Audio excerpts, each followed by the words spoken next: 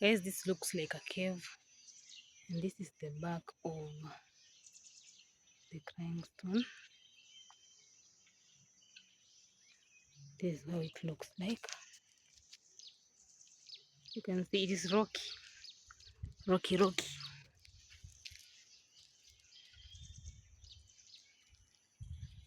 Yeah, and those are just people's homes.